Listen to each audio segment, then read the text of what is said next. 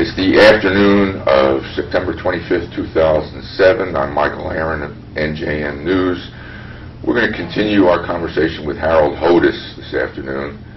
Harold was Deputy Chief of Staff and then Chief of Staff in the second Byrne term.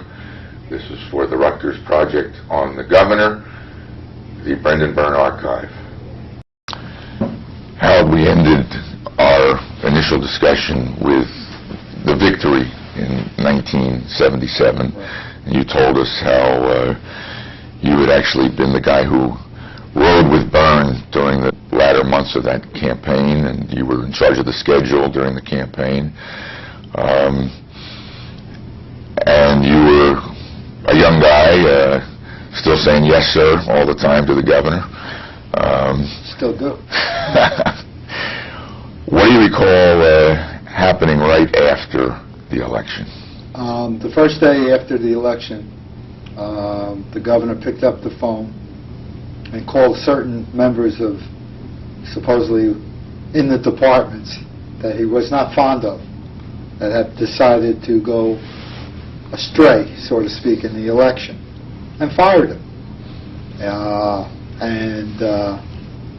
I'll never forget that.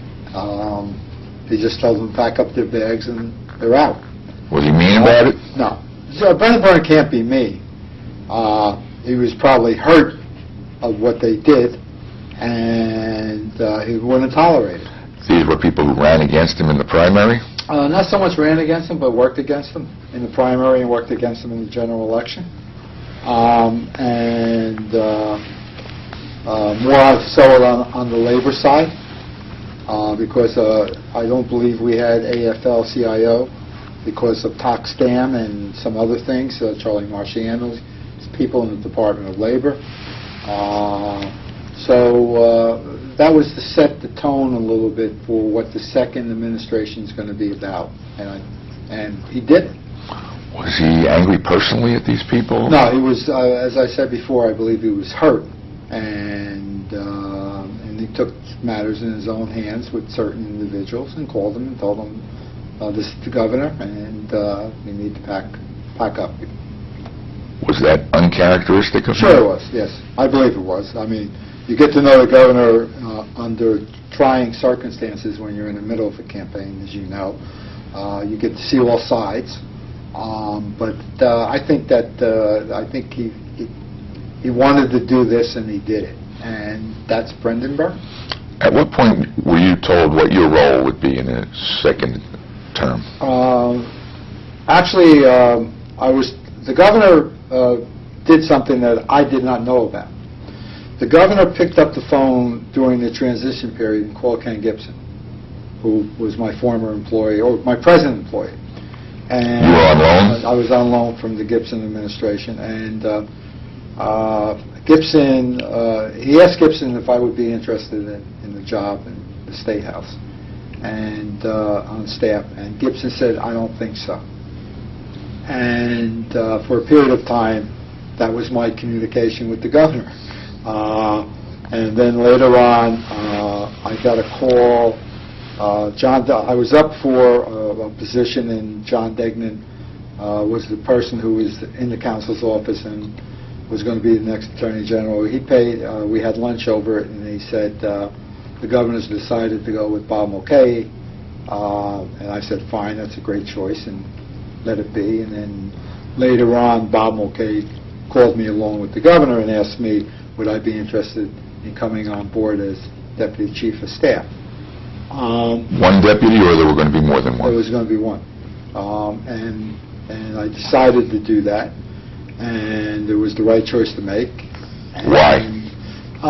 Time, change, and also you have no awareness of what the governor's office of the state of New Jersey really is about, and you really don't have what the power of the governor is until you travel with the governor. And you fly in a helicopter, and you're attending meetings, and you just understand the respect that is given to a governor, and the power that a governor has. And it forces you to go back and look at what power does a governor have, and then you find that he has all the power is in that office. and I thought it would be a very challenging time. And I had no personal agenda. I had a great deal of respect for the governor. How did you handle Ken Gibson? I told it to him straight out, and we always had that relationship. And I told him I just wanted to try different things. And to this day, Ken Gibson is responsible for almost every success I've had, because he gave me the opportunity to flourish in Newark. He stood by the governor at a very critical time, as we said before, and at the same time allowed me to grow. He took it well that you wanted to move? He didn't take it well, but I understood that. But he understood I was trying new things, and I wouldn't forget Newark. Where I was going, I wouldn't forget Newark. You could help the city. Yes, and to this day I still do. Do you recall how Mulcahy described the role of deputy to you? More on the political side. Bob had a history of Department of Corrections. He wasn't, even though he was the mayor, he had different interests. Mayor of what? Mayor of Mendham. And he ran the Department of Corrections even during, I believe they had a riot. He showed his skills at the press and everything. So he was more of the day-to-day operational person. And he explained that the politics and things of that nature, because remember, once you develop a rapport and a trust with an individual on a campaign trail, you can't buy what that means inside office, because and that was one of the successes of, I believe, of Corzine. Corzine picked people that worked with him in the campaign, whether it's the Senate campaign or the governor's campaign. And you see the candidate. You see what you're buying yourself into. They see what they're getting with you as an individual. The stress is enormous, but at the same time, it's worthwhile to do. You're saying you had that kind of a rapport with Brendan Byrne? Yes. And it allowed you to really do your job without different agendas coming into it. When you say you would do the politics, what exactly does that mean? Well, as you know, the first term was a lot different than the second term. We paid attention to the legislature the second term. We paid attention to the individuals in the legislature. Byrne had it active 4 years. Pinelands is one. New Jersey Transit is two. Reform of civil service. But really the Pinelands was his baby. And the establishment of New Jersey Transit was another priority of him through Commissioner Lou Gambasini and the talented cabinet that he was able to do. And he was more of a political person. He became funny, but he stood his ground on prosecutors, judges, quality people. That's when Robert Valence was appointed, I believe, to the Supreme Court of New Jersey as Chief Justice. So the integrity factor was always there with Byrne.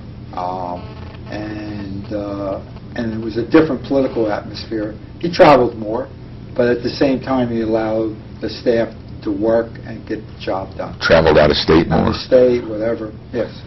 On business, on pleasure? Combination of more business than pleasure. Well, getting back to what it means to do politics, is it keeping good relations between the governor and individual legislators and constituent groups? Is that what doing politics sure. is? It's also knowing the individual legislators, knowing both on the Republican, Democratic side what the district really is, what are the possibilities of what they can do and what they really can't do. And you also had the cream of the crop of Donnie DeFrancesca, people like that on the Republican side that were easy to work with, so to speak, and they would give you a straight answer. And then on the Democratic side, you had a high quality of individuals in that place. I know Billy Musto from Hudson County was an individual. If he gave you his word, the building could be falling down, he'd still be there.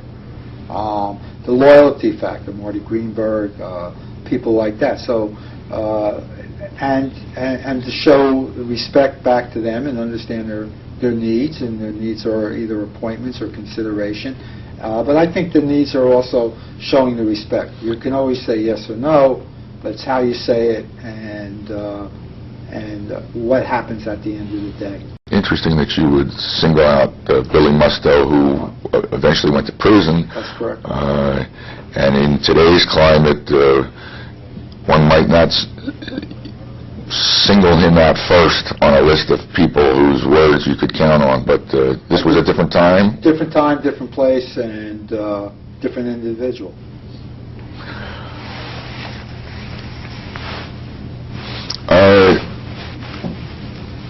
Did Mulcahy say why Byrne want to change the organizational structure of the governor's office? I think, no, he didn't, but I think what was done was that they saw the weaknesses of the first administration, and they decided, the Leons of the world, the Cadens, Degnans, and everybody else, instead of having an executive secretary, which would worry about the schedule and worry more on the personal side of the governor, that they would have someone in that office, strengthens the office, that really is responsible for the day-to-day operation of the state government.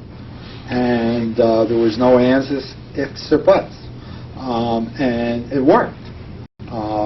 And I think the first 2 years of the Byrne administration were different because you had a governor with confidence. You had a governor that knew he didn't have to run again. But at the same time, the integrity aspect with him was the key. We had Abscam in the middle of the Byrne administration. I never forget getting the call at 12 o'clock at night, and he was out of state with Charlie Corella. You know, we had people that were supposedly involved in the Casino Control Commission, and we had a United States Senator. Next morning, we all had to regroup, John Degnan, myself, and everybody else, to see how we're going to play this out. I think people will remember reporters like Dan Weissman and everybody else. The doors were closed. We were behind closed doors for a couple of days trying to sort all of these things out. And that goes back to what Byrne, as former prosecutor and then judge and everything else, that integrity was the mainstream of his administration. Had you become chief of staff by that point in time? I believe so. And that was a hard time. It was a hard time trying to stay on top of it. It involved individuals that were being accused with videotapes and things of that nature. You have a United States Senator that was being accused. So a congressman as well, Frank Thompson. Frank Thompson, you're right.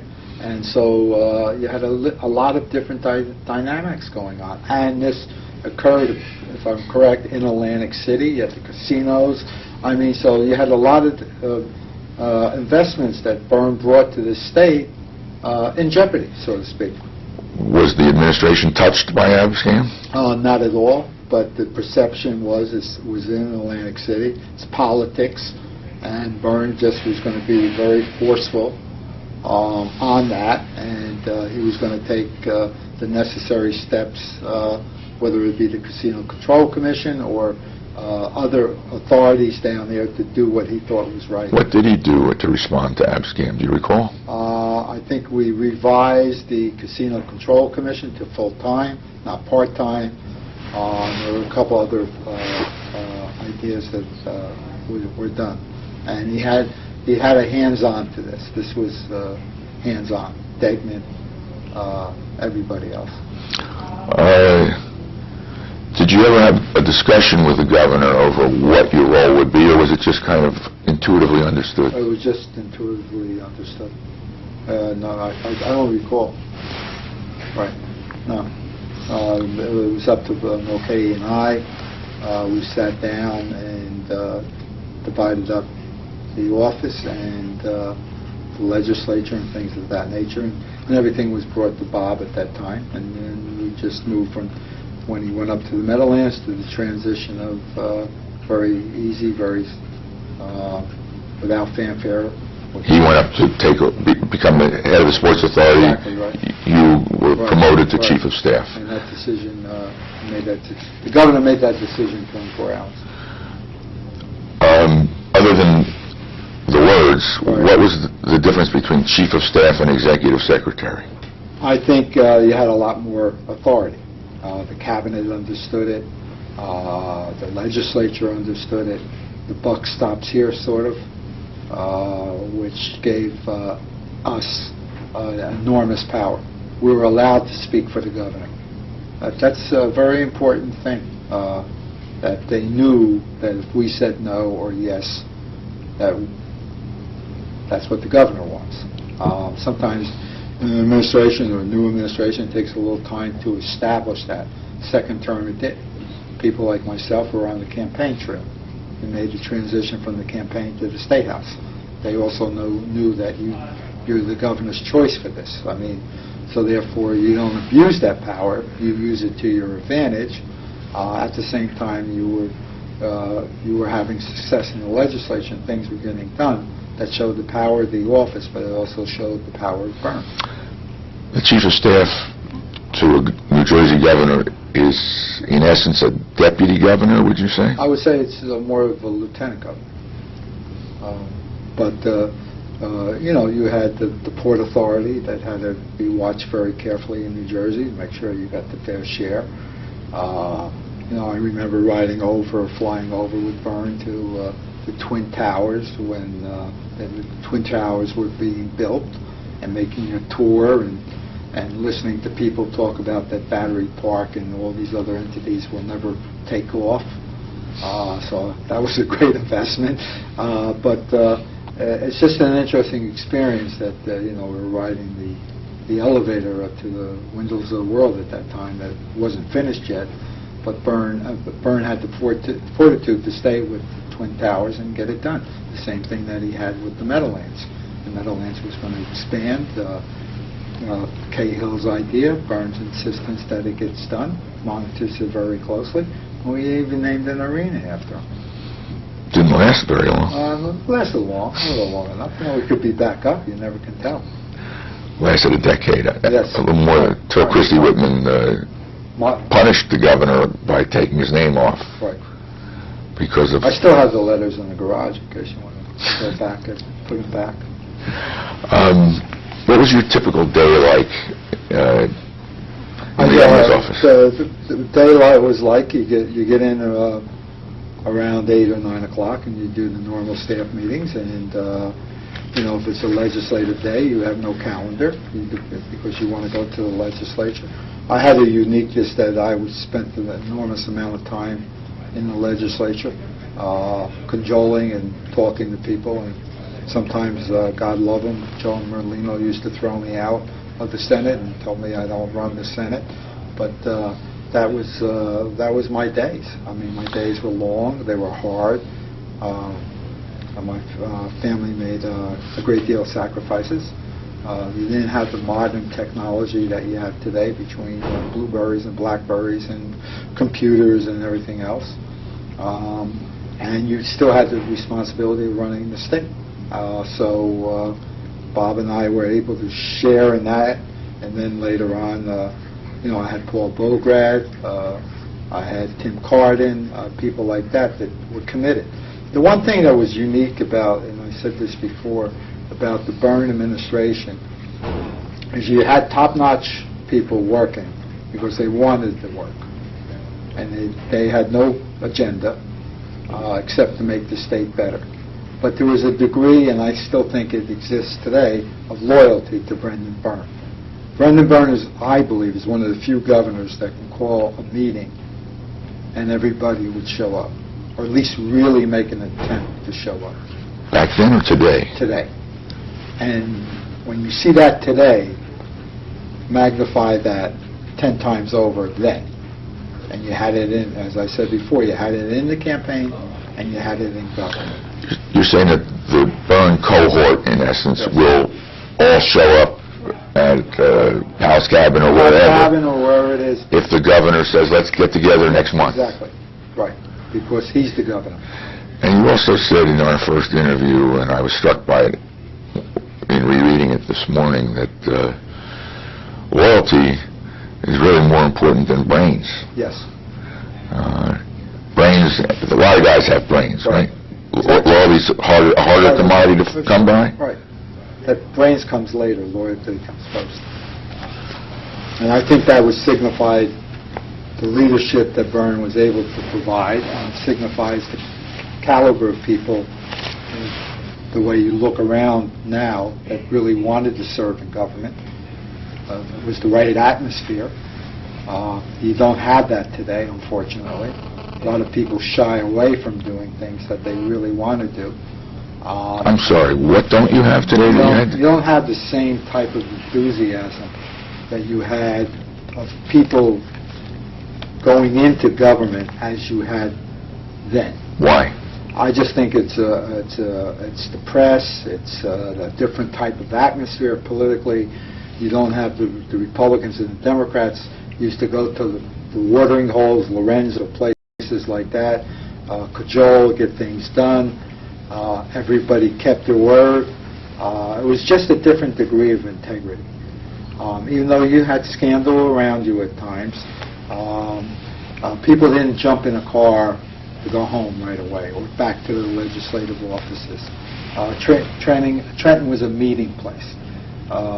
The snack bar was right next to the governor's office, so therefore everybody had to go. Once you went to the snack bar, you had to meet people.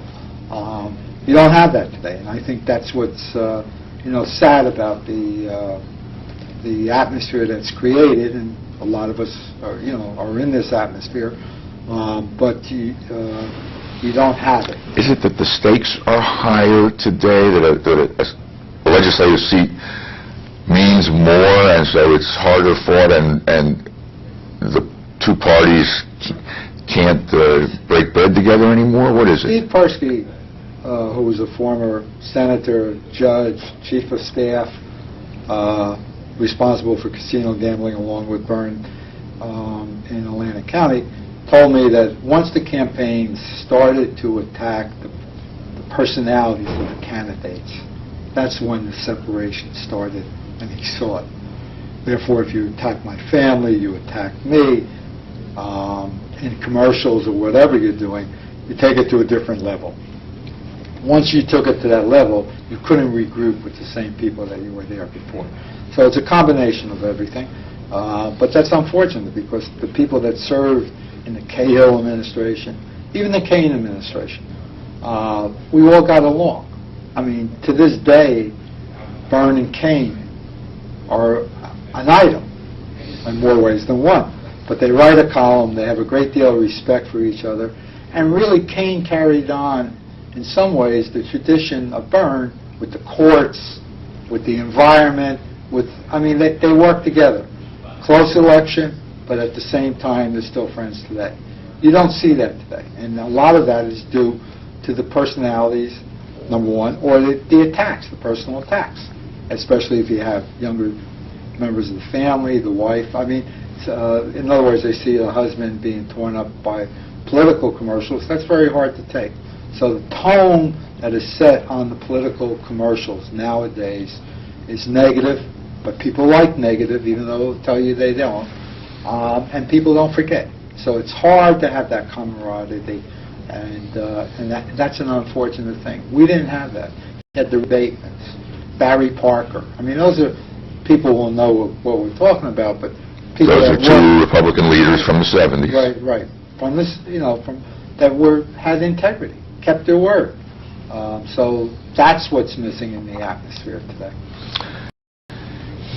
It's interesting that you say that on legislative days your calendar was empty. You were just going to work the legislature. Absolutely. Committee hearings, floor of the legislature, just be there, have a presence. How would you get to know these individuals? You would get to know them by paying, first of all, you would pay proper respect. And you would give them the access to come in. The Republican, Democrat, you were allowed to come in. Okay? And then you would decide, what you really could do for them. And you would have to demonstrate. Bob Littell, perfect example. Key vote in the income tax.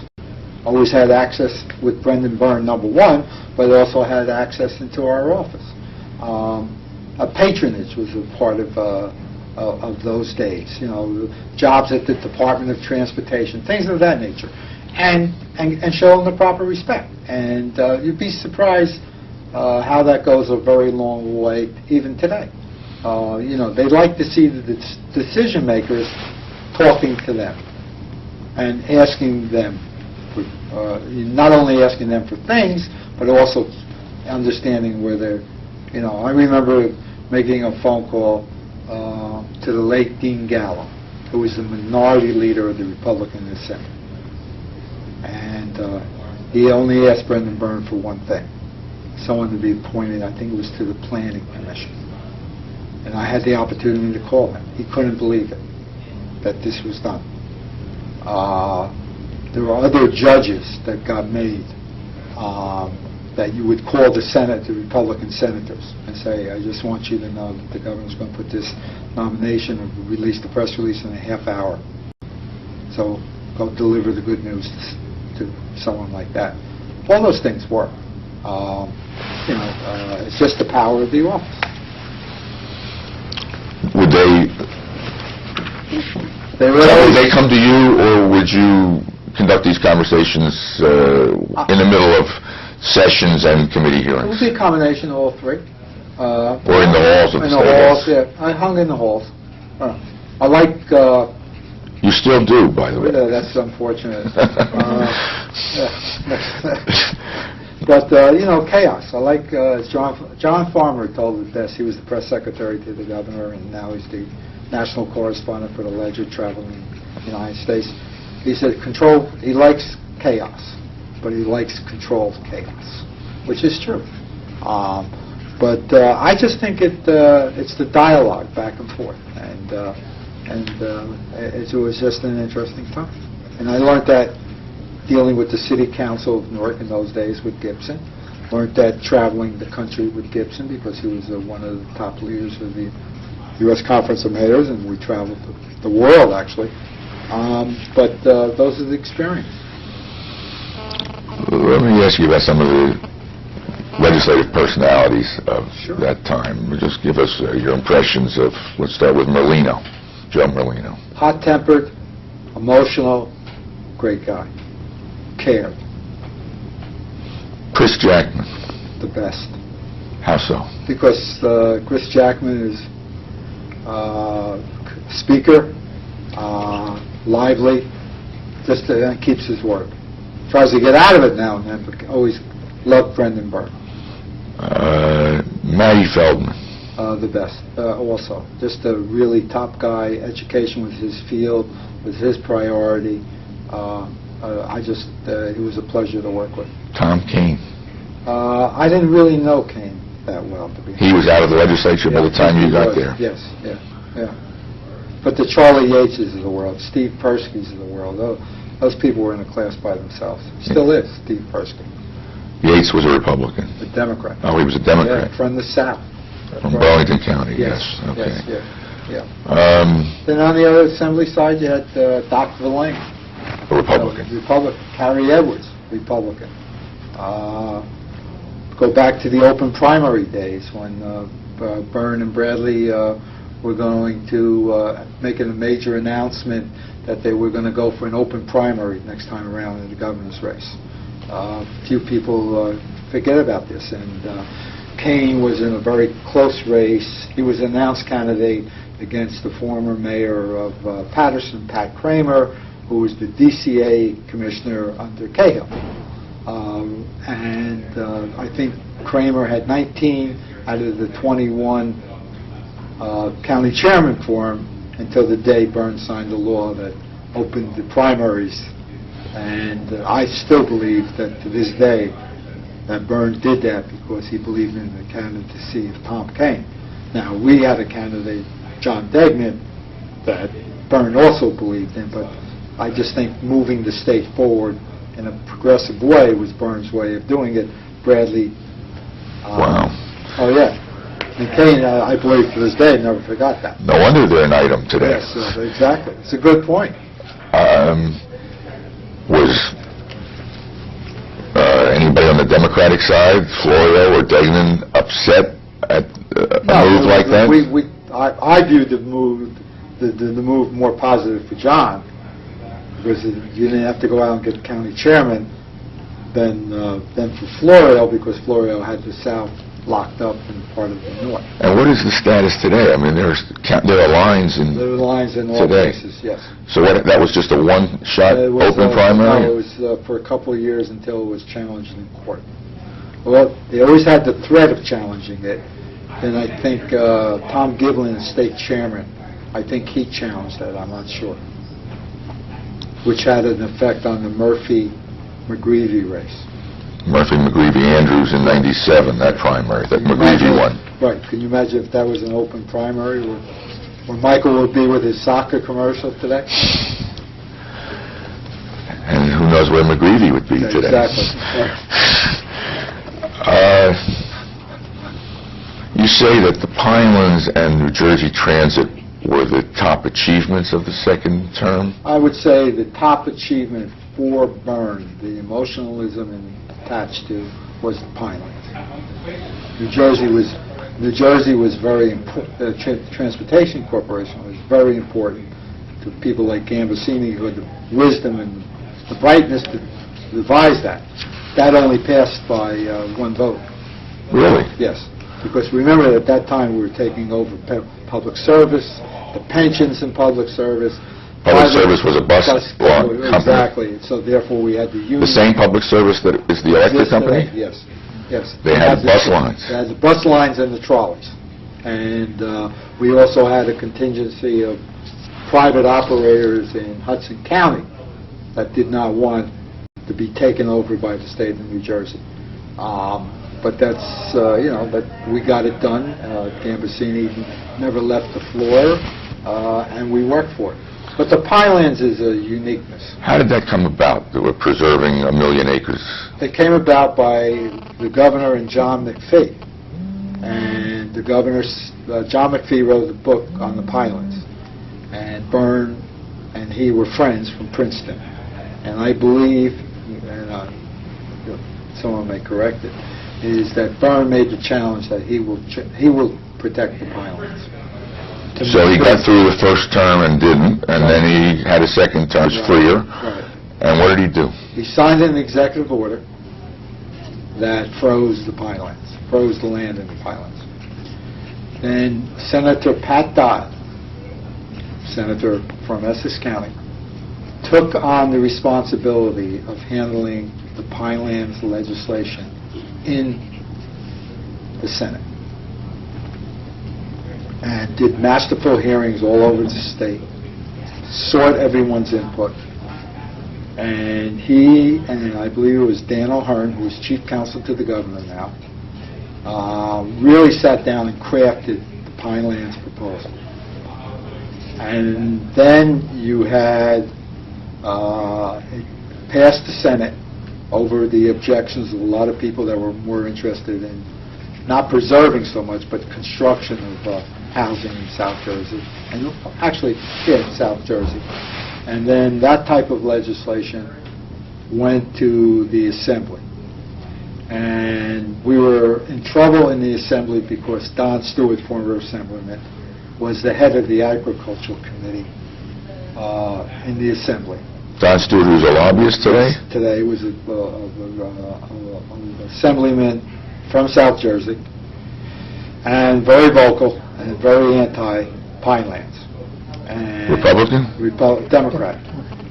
And at 3 o'clock in the morning, or sometime there was a movement which we expected to move the bill back to the Agricultural Committee. And it won by one vote, not to move it. And once there was a series of debates for hours and hours, and once that occurred, that the bill didn't have enough votes, it passed. We knew we had a segment of Republicans that were going to vote for the Pinelands. So that was the intensity. And that's the first time that Brendan Byrne, walking out of the office that early night, said, well, if that bill passes, I want it on my desk the next morning. And so therefore, I assumed that inference was, I really want this bill. Didn't you know that by that point? Yes. You did know that? Oh, yes. Oh, sure. And we got it for him. We couldn't call and wake him up, but but the next morning it was the first thing on his mind: who has the bill? And I think it was Jerry or maybe Donald. Someone got the copy of the bill to hold it until we had a chance to sign it. And we held the bill, and then we publicly signed it.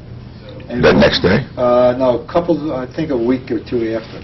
But what I did is Yeah, you signed the bill, you had the bill signed about a week later, and you did what? There was a session. Both houses were in session that day when Byrne decided to sign the bill. And actually all the people that were proactive on the bill were invited to the bill signing. Historic moment in the state of New Jersey. Governor was caught up emotionally with signing the bill and announcing it. And what I did is I took pine needles and pine cones, and I put it on the seat of every legislator that voted against the bill.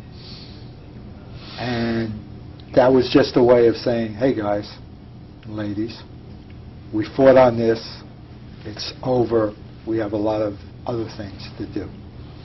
Was that how it was received? Yes. It wasn't Exactly. seen as thumbing your No, nose? absolutely not. And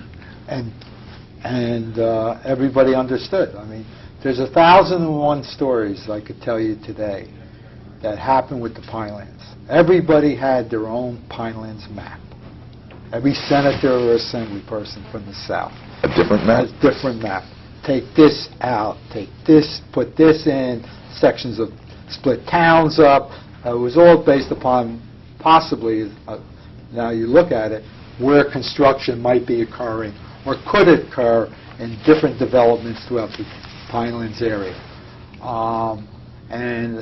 And to this day, I remember people would come in with their magic markers, and they would have different scenarios with Dan O'Hearn and the governor to look at as we're doing this negotiations. And Persky was one of them. But he's brilliant, and he would, be in there doing that. There was an individual, I still think he's alive today, named Joe Maressa. Joe Maressa was a state senator, and all he wanted to do was look at the original map and look at it. And he was the town attorney, probably still is, for a lot of the towns down there. So he wanted to really understand what was really happening. But that was going on at the same time that the bill was up for a vote. And then the governor said no. And everybody just stood in amazement. What do you mean, no? We're not changing the map. This is the map. This is what I want it to be. We thought this through, and this is it. And because of the work of the governor and Pat Dodd and other members of the legislature, you have 1 million acres preserved today. And I would encourage anyone, everyone, to go down and spend a day in the Pinelands. It's unbelievable. Did you think the Pinelands was a good political issue? I thought yes, because Byrne got reelected. So therefore you could go down south and look at the vote. There wasn't an anti-vote against Byrne down in South Jersey, so the Pinelands. But he didn't take it up until the second term. But they always knew where he stood on the Pinelands.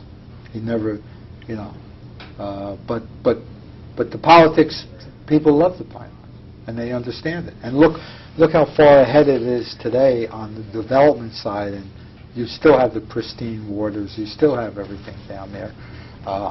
And then what he also did is he set up the commission to govern the Pinelands, and he put top people on there. He brought in Terry Moore, that ran the Newark watershed under Gibson. He brought in Franklin Parker, Republican. He brought in top people to sit on that commission because he knew it was going to be tough. The first 4 years, people would be outraged. Certain developers would be outraged. But look what we have today, and that's all because of Brendan Byrne. Certain people down there still fight the Pinelands, hate the Pinelands Commission, think it's responsible for shoehorning too much development into small places like Egg Harbor Township and Galloway Township. What's your thought on that? Just look at the beauty of the Pinelands, what it is today. And you still have water you could drink right then and there. It's a magnificent tribute to the governor.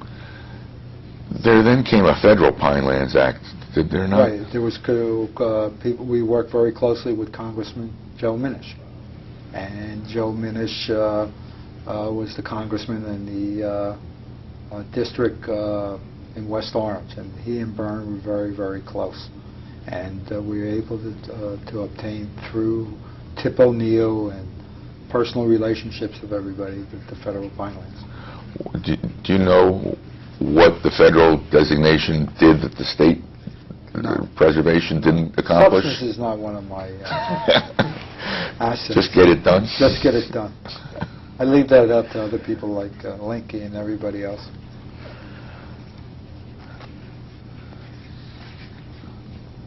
Do you recall whether John McPhee was at the bill signing or returned into Byrne's life in some way? They were always friends. They were always I have a signed autographed book from John McPhee. That one, the Pine Barrens? Yes. Yes. All right.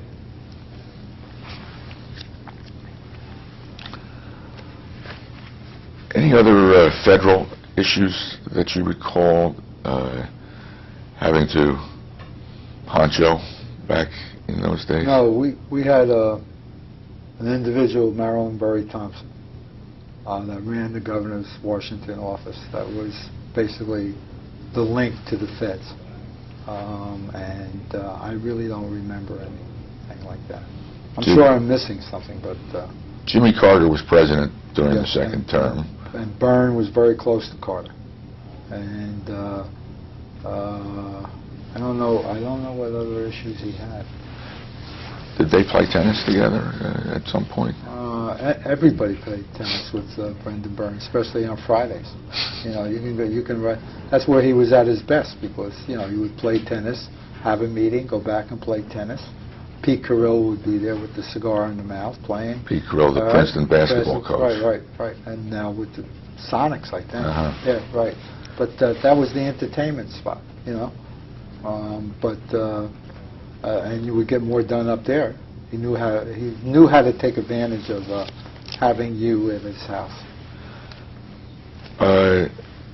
Jimmy Carter was reluctant to back Brendan Byrne in 1977. Do you recall that? Yes.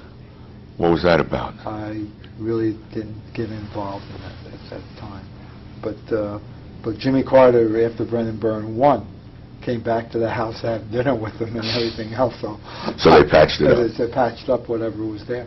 A lot of people didn't want to be with Brendan Byrne in 1977. We had cabinet people running against him. No one gave us a chance. We were one-term Byrne, But as it turned out, that one commercial that we made that Dick Leone and David Garth did, where he told the people in New Jersey, I said I wouldn't do it. I was wrong. I did it. I think it's the best thing for the state of New Jersey. We have an income tax. We have a progressive income tax. And I believe that was the only commercial that Leone ran. Was the budget easy after that? Yeah, I think a lot of things were easier after that. And then he got better and better in the campaign trail. And I remember going to I think it was the Robert Treat Hotel with the former governor of Connecticut, El Grasso. It was a capacity crowd, and you just knew the momentum and the shift was occurring in the Democratic Party, and you knew the momentum was building up. And then I think it was Carl Zeitz, who was a former reporter, that I had promised that if he would keep me abreast of the polls, exit polls, that he could be able to speak to Brendan Byrne that night. Now, he never thought that would ever happen, but so coincidentally, when the polls closed and they had the exit polls, Zeitz called and talked to me, and I said, well, here's the governor, and that's how he got his interview. So it's important to keep your word. Absolutely. Even to reporters. Yes. Or especially to reporters. Especially. Nowadays. How far into the administration was it when Mulcahy left to go up to the Sports Authority? You recall? I think it was less than a year. I'm not sure. What happened that evening is General Highland, who is presently the chairman of the Sports Authority, asked for a meeting, a prompt meeting with the governor. And he came down, we met with myself and the governor, and he informed us that the current executive director, CEO and everything else will be moving on to the Guardian. Who was that? Jack Crumpy, and professional. And do we have anybody in mind? Did you? Sort of, and what happened, after Highland left, the governor said, let's have dinner with Bob Mulcahy tonight. And Said to you? Yes. And I said, okay. Did you know that he wanted Mulcahy? Well, I figured that... Well, once he said it, but I mean, I had it... No, not really. And then I think that we went over to Pennsylvania, and we had a very quiet dinner where the governor thought that this would be a very good move for Bob, a very important move for the governor. Why? Because this is the place that he built. Even though it was Cahill's idea, you have to go back to the stance that he and Leon took by guaranteeing that the state of New Jersey, over the opposition of everybody on Wall Street, everybody else, governor's office in New York, mayor of New York, and everybody else, would build a sports authority with the New York Giants. Leon guaranteed with Byrne the backing of the state of New Jersey to those bonds. And I think Prudential Insurance Company was one of the few people that bought the bonds. I have to tell you what the rate of return must have been. It must have been astronomical. But the governor went ahead and did that because he thought it was the right thing to do. And then you had the Giants, you have racing, you have an arena, all going during that time. So was this Byrne taking greater control of the Sports Authority? I don't think it was. I think it was his way of saying, I trust you, I think this would be a good opportunity, and I want my person up there. So, yes. And did it turn out to be a good opportunity for Bob Mulcahy? It lasted 24 years there, I would say so. He's running one of the most successful athletic departments in the country right now. So, Rutgers. So he's enjoying himself.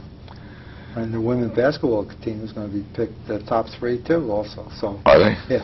So, I mean, between Rutgers at 10 as we speak, and, you don't know where that's going to go. So New Jersey is... Rutgers is ranked number 10 in the country this week? Yes. So in football? In football. Football. Yes. So therefore, New Jersey is alive again. And proud. You go anywhere and you see the R. So it's a unique experience. Open your coat for a second. There it is. There's the R. Okay. Bob made me do that. So at this same dinner, it must have become clear to you that you were going to be the new chief of staff. Actually, you never take Byrne for granted. It's something I wanted, but you never know. And then Byrne walks out and tells you. That night, or? No, a couple of days later. A couple of days later. Yeah. You didn't ask? No. You didn't say, so who's going to be the chief? No. I leave that up to Bob and Byrne to decide. Uh-huh. You wanted it? Oh, sure. Yeah. And you felt ready for it and capable of it? Absolutely. Yeah. And I had a great staff, so therefore, Who was your staff? Donald Linke. Timmy Carden was there. Paul Bograd. So you had people there that it was just a continuation of what you had before. And I'm sure the governor was comfortable, and I was very comfortable with the governor. Did you stay chief of staff through the end of the second term? Yes, all the way to the end of the inauguration, which was another interesting story because there was a rumor going around that week that I believe Senator Williams was convicted. I'm not sure of that, but I believe he was, and that he may convicted in the Senate. In the Senate. Yes. And he may or may not be resigning. So therefore, the governor Governor Byrne, up until 12 o'clock that day, had the power to name the United States Senate if he did resign during that time period. And I was actually carrying with me as we walked from the State House to the War Memorial for Tom Kane's inauguration, the letter appointing X. And you know who X was? No, I never looked at the letter. You don't I know always it? believed it was Joe Merlino. I never asked the governor who was in that letter. Huh. Yeah. How interesting. Yeah, it was. Now, Williams obviously didn't resign that morning because Kane appointed his successor, Yes. Nick Brady. Yes. So It's like 6 weeks later or yeah, something right. like So that. a lot of Democrats were on Williams to leave now, so you could have a Democrat there, but it didn't happen.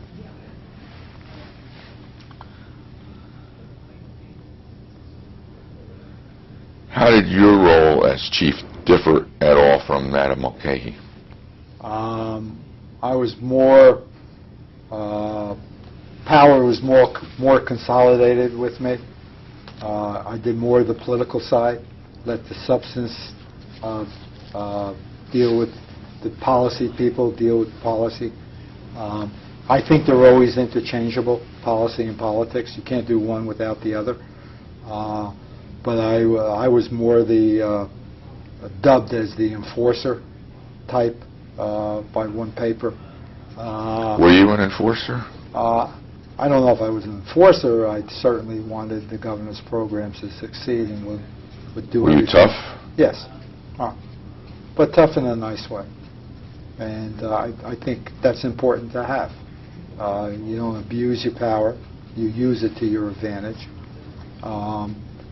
And Byrne was very supportive. And, we were able to do a lot of good things for the state, beginning of the second administration and all the way through. You say politics and policy go hand in hand. Right. In some governor's offices, politics takes primacy, according to people one talks to. Right. Did politics take primacy in the... No, I think policy took primacy with an injection of politics, and that was my role and Paul's role and other people's roles to put that on the table at the same time. Think of the political consequences of doing this. If it's the right thing to do, what's going to be the political fallout if there is political fallout, and try to adjust these things and see if there's any compromises you can make, and if not, then Byrne would always stick to the policy side. He was not a politician. Of the deputy chiefs that you ticked off, Paul Bograd, Don Linke, and Tim Carden, I would imagine that Bograd did politics Yes, more and right. Linke and Carden did Yes, policy more. Yes, right. Right? Right. And then Linke stayed with me. I remember the last day of the legislature where we were up at Morven, and Linke had bills all over the floor, the table, the doorway that we had to sign because he was leaving, and so that was the time you could pass anything and have him sign anything because there was too many bills for him to read. You could get him to sign anything, he couldn't read them. Right. Okay. One of the things that the press is always most curious about, and people who follow politics are most curious about, and it's somewhat mysterious, is the arm-twisting process, the persuasion process, the negotiation, the meeting, the horse trading. Give us a glimpse at how that really works between you, the chief of staff, and a legislator. Well, first of all, you know the legislator's district. You have to understand what he can do and what he can't do, and what the political fallout for an individual legislature. You have to know the political complexion of his district. You have to know physically his district? No, you got to know. I'll give you an example. Donnie DeFrancesco, okay? He comes from a Republican district, yet I view him as a progressive person. So therefore, he may or may not take on certain legislation. He may be for it quietly or whatever. You have to understand that. At the same time, you also have to understand what his needs may be. and you take both of those and put into what I Needs call such needs as whether he needs an appointment. A judgeship or a prosecutor or something. No, I was never, in the Byrne administration, I was never allowed to deal with those two. Judges and prosecutors? Yes. That was to the chief counsel, to the governor, and I was allowed to make a recommendation based upon a conversation I may have with the senator there, but I was to stay out of it. Byrne, that was Byrne's forte. He would interview, as I understand, judges. He would certainly interview people that were going to go on the Supreme Court. He picked former Supreme Court justices to sit as a screening process along with the chief counsel. So there was a tight world that Byrne would not allow me to go into. Interesting. Okay? It was a very interesting process. So therefore, I would fall back on the Turnpike, the Parkway, different state agencies that had memberships. I would fall back to the Meadowlands, which was at one time one of the top prime agencies to be on. The Port Authority in New York and New Jersey, the top agency. Now these are not jobs per se. They're commissioners. They're honorary appointments. Right, but they were very key appointments and very prestigious appointments. People like Alan Sagner, who was the chairman of the Port Authority for numbers of years. Dick Leone, chairman of the Port Authority. So those are the things they would look at. There may be and you're going to laugh at me. There may be the local finance board. There may be the Barbers Commission. Different types of agencies that may have their own. The medical board. So there's a different, and you would see what you can really do for them, vis-a-vis, and try to accommodate them if there's room to do that. Is it a straight trade? Is there anything? No. You may do something like with Dean Gallo, like the governor did, because he thought it was the right thing to do. Now, Dean Gallo was a minority leader, not very supportive of the governor, but a gentleman, Morris County, and he did it. So appointed a judge that was appointed the person to the planning board. The planning board. Yeah, right. Because he did that. I remember the planning commission, the state plan. Yeah, no, okay. Something like that. Okay. Where Gallo just couldn't, on the phone, he couldn't believe that it's done, and he got the opportunity to call this person. But, But you would argue over. Let's take a transportation trust. Okay. Yeah. That's a very interesting thing, right? Right. You vote for the bill, projects get done. You don't vote for the bill, projects in that district don't get done. And there's nothing wrong with that kind of horse trading. Right, because what I feel is that if you're not going to vote for the bill, why should you be the recipient of the package of the bills when other people may be sticking their necks out, but they believe it's the right thing to do and are going to have projects in their district? When it's campaign contributions, there can be no quid pro quo. Well, you remember in you can't say, I'll give you a contribution if you'll do this for me. Right. But when it's policy and legislation, you can say, I'll vote for it, but I need a bridge in my town or my district.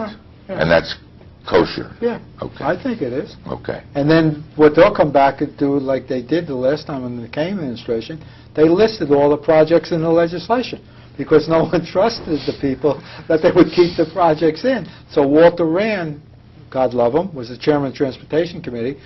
He put all the projects listed in the bill. So you couldn't...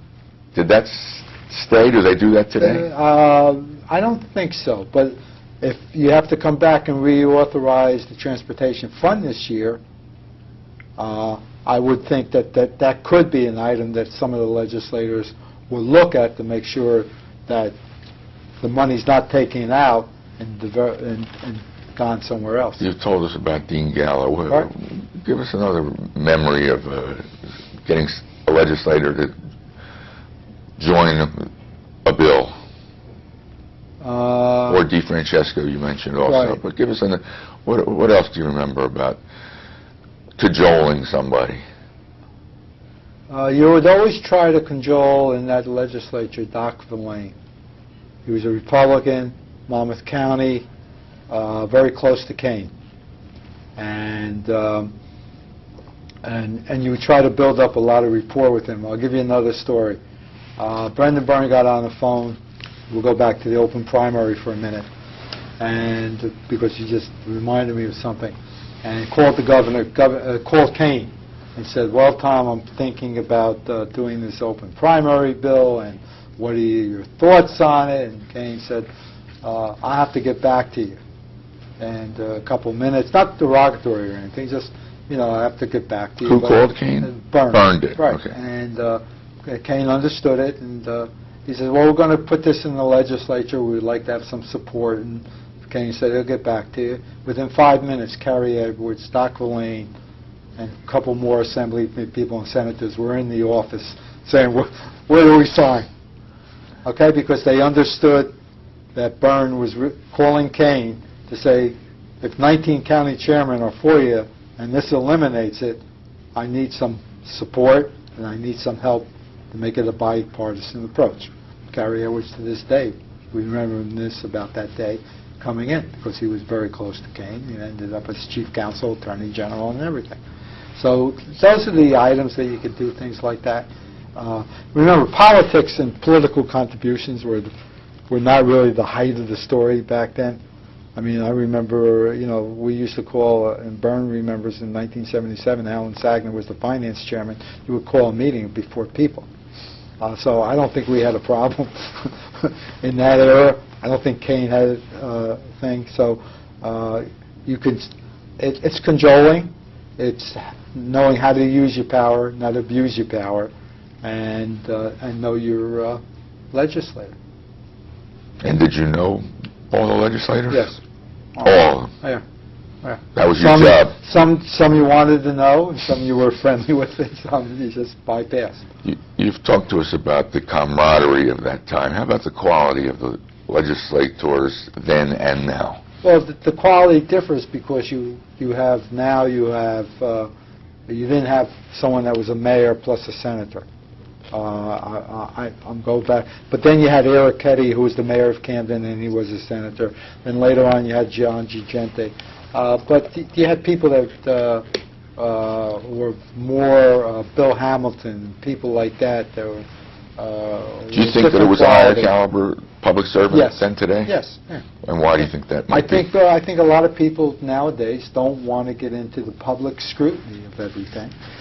And I think that we have a tendency on ethics to overstrengthen it as we did with Watergate. I'm not saying that we shouldn't have ethics, but right now you're going to find, I believe you're going to find a lot of quality people that once they look at that financial disclosure and the governor asks them to serve and the divulging of some certain information, they're going to say no thank you.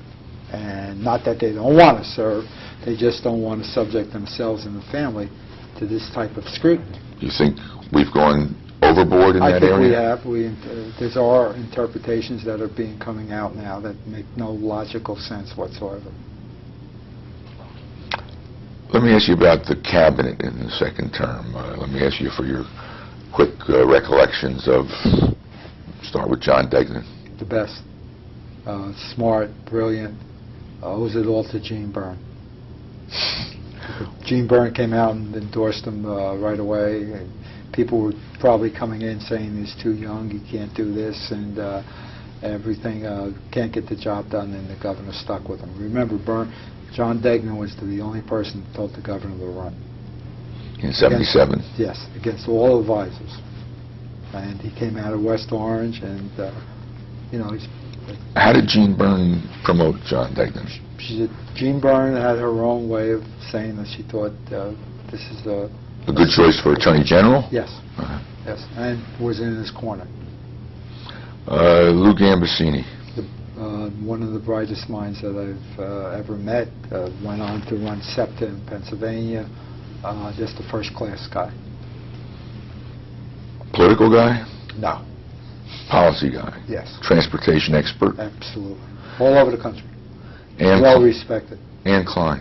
A little bit of both. Policy and politics. She ran for governor. Against Brendan Byrne? Yes. came very close. She ran a great race. What county did she come out of? Morris, I believe. Yeah, up there. So, she was a great commissioner. Always fighting, taking me apart every day. Over the budget. Over money for the Human Services program? Human Services. Remember, in the old days, Human Services and Corrections was run as one department. A massive Institutions and agencies, Yes. it was called, right? Yes. Yeah. Yeah. I remember when we made some cuts in the budget. She called me up on the phone and asked me to take a tour with her. And I said, okay. I got in, and she took me to the mentally handicapped people. And she said, you tell me I can't change their livings twice a week? And are you going to tell me it's powdered milk instead of milk? Did that work? Sure did. I went back. She was a fighter. That's what she did. Tough lady. You know, it wasn't, that's how she fought. I mean, Was she one of the ones that Byrne called the day after No. the election? No, they got along. They understood each other. Joel Jacobson. Feisty, crazy, lovable. The only thing that...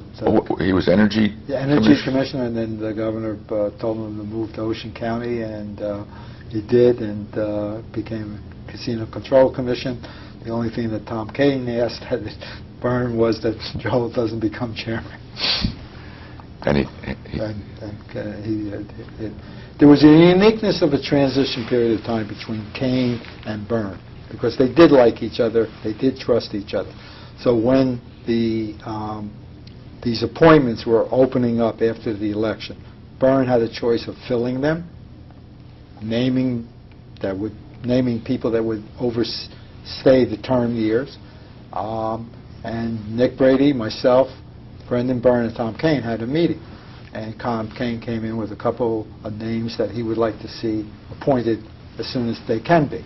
So therefore, they can be named chairman. Who came in? Nick Brady, Tom? Myself, Tom Kane, and the governor. Okay. And they came in with which was that they would like to leave the casino control chairman open. They have somebody in mind for that, if it's okay. They would like John Hanson, chairman of the Sports Authority. Governor appointed, I believe, John Hanson to the Sports Authority, so therefore, when Kane took over, he became chairman. And maybe a couple more. But there was the continuity and trust between these two governors, governor-elect and the former governor. Unlike the Florio-Whitman transition, which was a little rougher. Yeah. Okay. Yeah. Which is when Brendan Byrne's name came off the arena. Yeah. But as I said before, I have the initials to go back on if you want to help. Jerry English. Right. Jerry English had a job to do. She did it. Took a lot of abuse in some cases. Why? Because she was at the EP? DEP, a tough job, but also she was a confidant of the governor's, and she never wanted to go on the court. She could have went on the court at the end of the administration. I'm trying to remember it, but I believe that's true. And he's just a top person. Who was the treasurer in the second Byrne? Cliff Goldman. Oh, Cliff Goldman. All right. Cliff Goldman. What do you say about Cliff Goldman? What do you say? He's brilliant. He's one of a kind. He still is. Probably, I hope he doesn't smoke too much now. He used to have the smallest office in the Treasury. It was his office. And next to the conference room is a little office. I know that office. Yes, it was Cliff Goldman. That was Why him. did he want that Because office? he's like that. Can't stand, don't BS. To get right to the point, make a decision, that's it. Who was Secretary of State? Don Lamb. Who was he? He was a close friend of the governor's, was secretary under the governor the first term. Right, Secretary of State. We had run in a couple of times, but he's a gentleman. Jimmy Sheeran was Commissioner of Insurance. Yeah, tell us about him. Byrne's close personal friend, very close to Byrne. Passed away was just recently. Byrne was very close with him. Buddy Bianchi, another Byrne associate, ran banking. I think he worked the prosecutor's office with the governor. Was there a commerce department in those days? No. Was there a labor and industry, I guess? Right, John Horn. John Horn. Right. It was a contentious period of time with me and John Horn. Over what? Just over everything. Was he No, not part of the team? He was part of the team to the governor, but we had run-ins. The gentleman's gentleman. I mean, it was just a philosophical problem. Pat Sheehan, DCA, mayor of New Brunswick. Who? Pat Sheehan.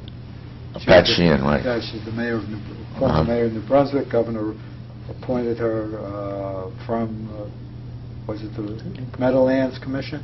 No, the other way around. DCA, then Meadowlands Commission. Joe LaFonte, DCA. Okay. Hudson County, former assemblyman, good guy. You mentioned the Casino Control Commission and the chairmanship. Joe Lordi was the chairman. Close personal friend of the governor's, and stayed on. Was there an ethical question about Joe Lordi? No, there was always these stories that were always out there. You know, when you grow up in Newark like Joe Lordi did, I did, he lives in the Italian ward, okay, North Ward. So they must be connected, and it must be this, and Byrne stood by him all the way through, and it never proved, and it became a little bit of an incident in the '77 race with Bateman. There was an undisclosed police report showed up from state police somewhere, and which turned out to work in favor of Byrne. Really? There was a backlash? Backlash from the Italian community. Huh. Remember Asa Lagna, the Italian Tribune? Yeah. Yes, okay. Phil Lampe? Just a gentleman with strawberries and blueberries. I remember every fall you get your springtime you get your strawberries, and agriculture runs by itself. It's really the board appoints, recommends to the governor who should be appointed. It's an agency that probably back then was very, very important, and he was a great guy and knew everybody and stayed through administration.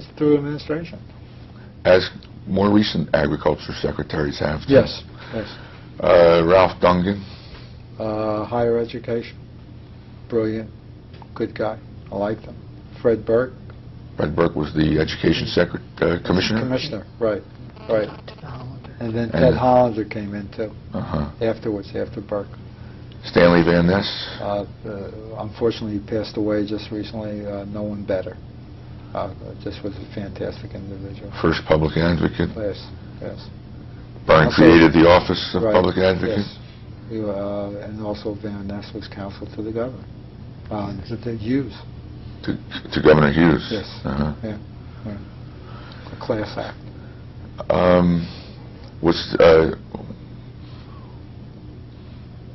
I gather you think this was a pretty good team that... Yeah, and then you had Bardeen at DEP.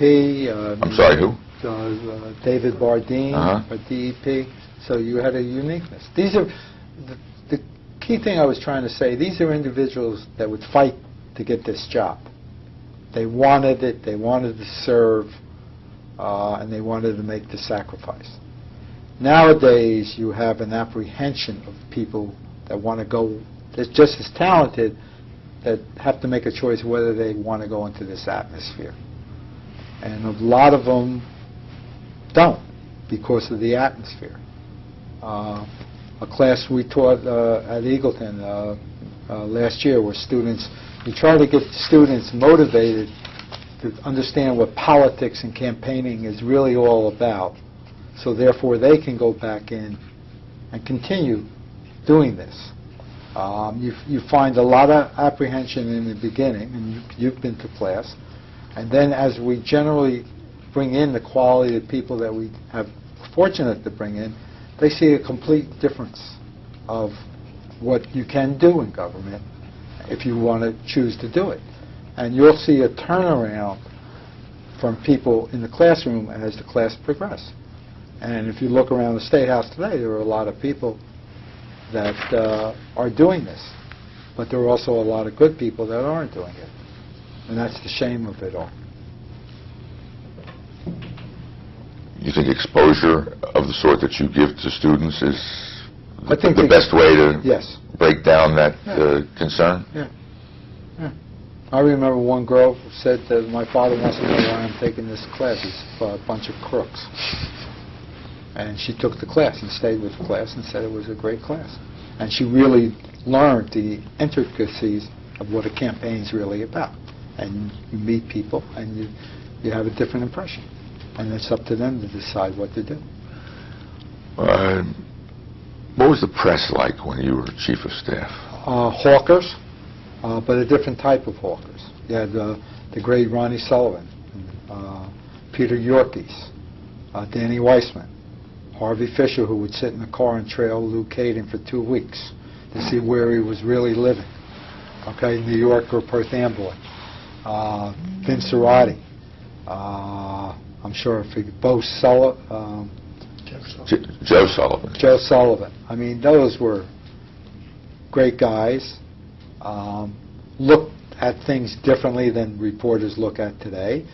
But investigative reporters would How write did they the look story. How did they look at things differently Well, than reporters they did today? things more on a personal basis type of thing. Write the stories, same thing. Danny Weissman. Danny Weissman, you couldn't pull anything over Danny Weissman's eyes. He would have leaks galore. The one thing he did with me, he found out my code on hires. In other words, I would send out a code to the commissioner of a serious hire I would like the commissioner to do. I would use a C, not an A, a C. Danny Weissman wrote a whole front-page story about the code for hires in state government. Hodes is code, but it's a hire. But you would... You were surprised to read that, were you? Yes, but you would have a camaraderie that didn't infringe upon their job, but you always met at the snack bar. The snack bar was the meeting place. And then you had, I forget, around the corner you had Jimmy the Shoe Shine, who would have a little booth there and shine shoes. I always believed that Jimmy worked for state police or undercover or he did something because you two stands, you would sit there and you would talk, right? Who's there? Jimmy. You know? But, I mean, that is missing nowadays. You know. But, you can't look back, you got to look forward. Did you try to cajole the press? No, you couldn't do that. Even to this day, you could. But you had a different press stayed. You know, these guys stayed 20 years. That's the difference. You know, they didn't come in, work a year or two, learn something, and go on. They were there. They were, you know, Sullivan and all those guys did this job for 20, 25 years. They knew the ins, the outs, and they didn't leave. You couldn't cajole them. They knew when to be cajoled and when not to be cajoled. McLaughlin. I mean, there's people there that, even Jim Goodman. I mean, he's 80 years old. He's more than I am. But those are the guys. Could you spin them a little bit? A little bit of spin, yes. But you knew where to go and how to go, because within 5 minutes to be back to you. And you didn't hide from the press, you know what I mean? You couldn't hide, because they wait downstairs, they wait to the, it's just, it was a different atmosphere. What else got done in the second term that you can recall? Maybe civil service reform, the little things. The big thing was the Pinelands, casinos integrity, reauthorizing the Casino Control Commission, the New Jersey Transit. Those were, if I remember, those were the big battles in the legislature and the big battles that we won. And I think the state of New Jersey is better off because of the leadership of Byrne, looking back to what's there now, today.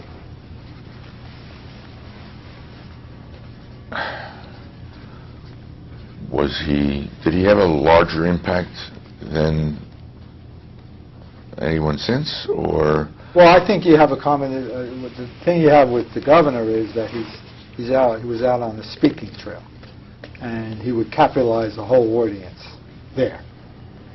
One term burned, the whole thing. But he's also the guy that enacted the income tax the first term. So you take that comment. He's also the guy that fought for Atlantic City.